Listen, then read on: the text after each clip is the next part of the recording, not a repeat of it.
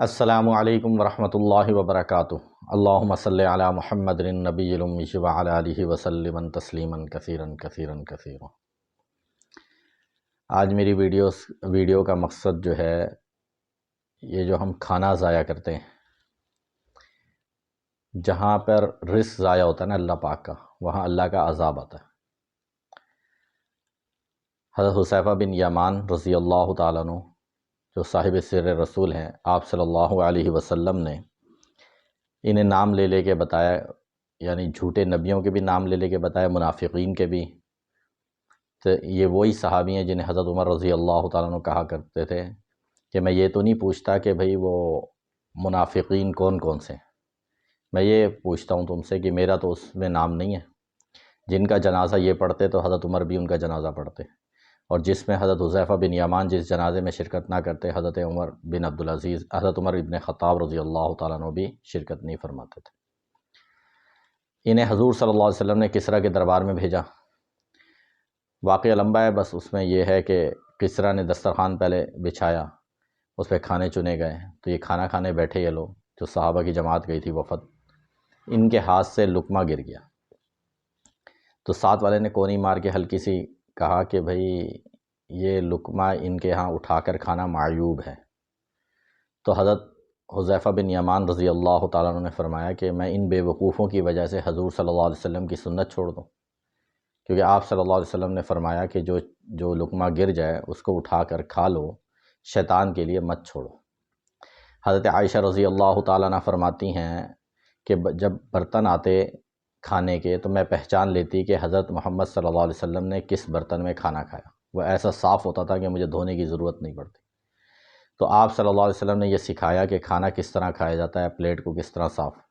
اور ہمارا حال یہ ہے کہ ہم دیندار ہوں یا جو بھی ہوں، شادی بیاہ میں ہم کیا کرتے ہیں، کسی کی دعوت میں ہم کیا کرتے ہیں، بھائی جس نے ہمیں بلایا ہے اس نے ہمارا پہلے ہی ایسٹیمیٹ لگا لیا۔ اب آپ شادی بیاہ پہ کھانا بنوائیں نا کک سے، اس سے پوچھیں کہ بھائی وہ کھانا اتنے بندوں کا بنانا ہے، وہ آپ کو بتا دیتا ہے کہ اتنے بندوں کا۔ اگر آپ اس سے کہیں کہ بھئی لوگ ضائع بھی کرتے، وہ کہتا ہے میں نے شامل کیا ہوا اس کے اندر۔ یعنی کہ جو کھانا پکانے والے ہوتے ہیں وہ فی بندہ کھانے کا اور اس نے کتنا ضائع کرنا ہے یہ آٹومیٹکلی انہوں نے شامل کیا ہوتا ہے۔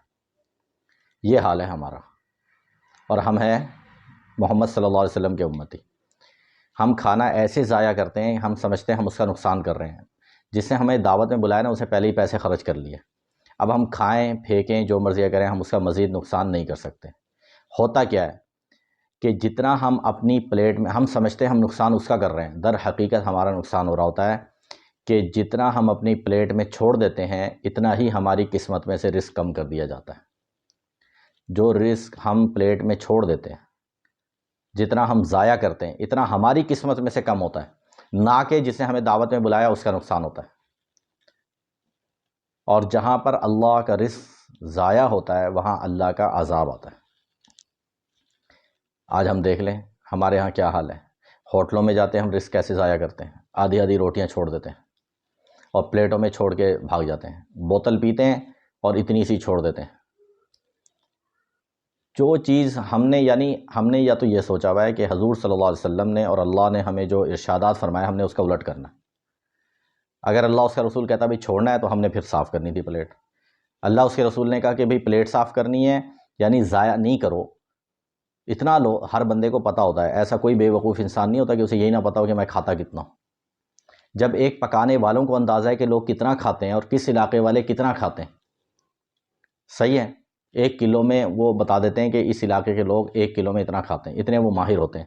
تو اس بے وقوف کو نہیں پتہ کھانے والے کو کہ میں کتنا کھاتا ہوں۔ ہر بندے کو اپنی خوراک پتہ ہوتی ہے۔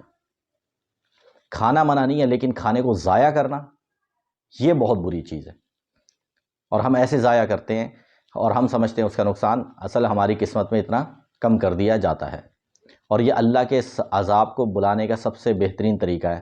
اور پھر ہم روتے ہیں کہ اللہ رزق نہیں دیتا، روزی نہیں دے رہا، یہ تنگی وہ تنگی، اور ہم اپنے گریبان میں جھانکیں کہ ہم کیا کر رہے ہیں اللہ کے رزق کے ساتھ، کتنا ہم ضائع کر دیتے ہیں، ایسے پھینک دیتے ہیں اٹھا کے۔ چلو اگر نہیں تو اسے اکٹھا کر کے ہم کسی غریب کو دے دیں۔ ابھی اکثر شادی بیاہ میں اگر وہ ٹیبل پہ بھی کھانا رکھے نا پھر بھی ہم زیادہ ڈالتے ہیں، پتہ نہیں ہمیں ہرس ہے، یہ ہمارے ڈی این اے میں شاید شامل ہے کہ ہم نے کرنا ہی اس طرح ہے۔ زیادہ لینا ہے، ہرس حالانکہ سامنے پڑا ہے بھائی 10 دفعہ لے لو۔ اگر دور بھی ٹیبلوں پہ بھی لگا ہوا ہے، اس کا بھی طریقہ یہ ہوتا ہے کہ بندہ ایک صاف پلیٹ میں زیادہ لے لے، اگر آپ کو یہ ڈر ہے کہ ختم ہو جائے گا ہیں تو آپ ایک پلیٹ میں لے آؤ، 1-2 پلیٹوں میں لے آؤ، اور وہاں سے دوسری پلیٹیں لے کر اس میں کھانا شروع کر دو، اس میں سے نکال کر، یعنی اس کو ڈش بنا لو، اور واپس جب بچ جائے آپ نے جتنا کھانا تھا کھا لیا، اس کو واپس ڈالو۔ اور ہم کیسے پلیٹیں چھوڑ کے بھاگ جاتے ہیں، تو دوسری چیز آتی ہے ہم اس پر بھاگ پڑتے ہیں۔ تو اتنا یہ اس کا نقصان کیا ہوتا ہے کہ ہماری قسمت میں سے کم کر دیا جاتا ہے، اللہ کے عذاب کو بلانے کا یہ سبب ہے۔ اور حضور صلی اللہ علیہ وسلم ایسا کھانا کھاتے تھے کہ پلیٹ بالکل صاف کر دیتے تھے، یعنی ڈالتے اتنا تھے کہ آرام سے کھایا جا سکے بندے کو سہولت۔ تو یہ بڑی میری مؤدبانہ درخواست ہے، گزارش ہے، ہم اپنے حالات کو دیکھیں، ملک کے حالات کو دیکھیں، تو ہم رزق کیسے ضائع کر رہے ہیں۔ ہم دوسروں کو اکٹھا کر کے دے دیں، صاف ستھرے طریقے سے کھائیں، کھاتے ایک تو ہم بے تکا ہیں، اور ایسے کھاتے ہیں کہ دوسرا ہماری پلیٹ میں نہ کھا سکے، اتنی بری طرح سے کھاتے ہیں۔ اور پھر جو ہے ہم دوسروں کو دینا ہی نہیں گوارا کرتے، ہم پھینکنا گوارا کرتے ہیں، آدھی بوٹیاں کھا کے چھوڑ دیتے ہیں، آدھی سے زیادہ روٹی چھوڑ دیتے ہیں، کوئی ٹینشن ہی نہیں ہوتی ہمیں۔ یہ ٹینشن کی بات ہے، ٹینشن اس پر لینی چاہیے۔ ہم جس بات پر ٹینشن نہیں لیتے اس کا نتیجہ یہ ہے کہ پھر ہمیں ان باتوں پہ ٹینشن ہو رہی ہوتی ہے، ان باتوں پہ ہم ڈپریشن میں جا رہے ہوتے ہیں، جو باتیں ڈپریشن کی اور ٹینشن کی نہیں ہوتی۔